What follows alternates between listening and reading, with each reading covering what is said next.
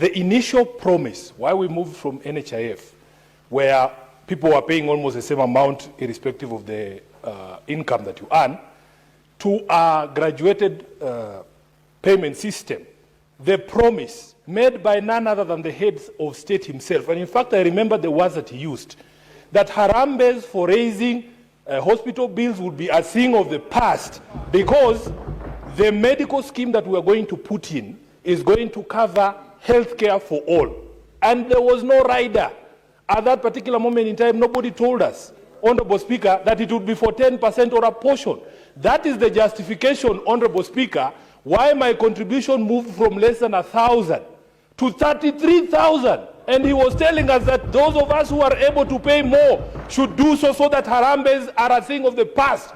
Are Kenyans still holding Harambes to fund Medicare? Yes, they are. Therefore, SHA is not working.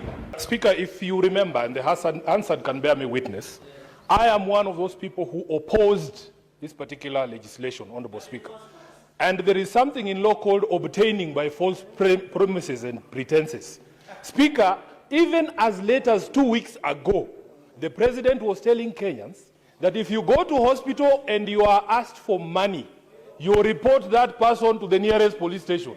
So, on what law was he basing that promise? He must understand, Honorable Speaker, that when you speak from the office of the President, that is not a position. In fact, the law is that you are not allowed to give information that is misleading under the Public Officers Ethics Act. The question then we have to ask, Honorable Speaker, the promise that was made, the perception that has been created out there, whose problem is that? Personally, I voted against that law, and I brought amendments to that law on this particular floor, including one to cap the limits of the contribution. But they told us, no, increase your contributions so that those of us who do not have income are able to get free Medicare. That is how it was sold. If that has changed, Honorable Speaker, let us be told. But I know what I voted against on this floor. I know the amendments that I brought, and some of these hecklers here are the ones who voted for this law, and they are here telling us SHA is working. Senator, and people are dying in the states. Order, honorable senators, order. Now, Senator for Nairobi City County, kindly withdraw the word heckler.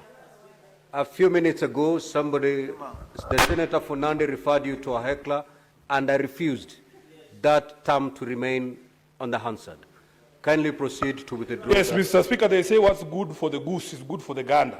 I will withdraw heckler and replace with heckling. Very well. Now, honorable senators, we have procedures in this House. The Senator for Nairobi City County rose to inform the Senator. Yes, but there is a procedure. If you have more information you want to inform the Senator for Mogeni, you ask to inform, I will allow. Otherwise, I cannot just open this debate. But honorable senators, Senator Mogeni, just take a seat.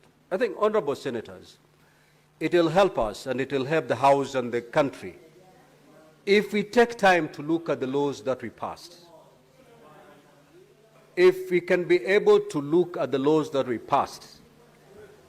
Because if you look at the law, order, honorable senators,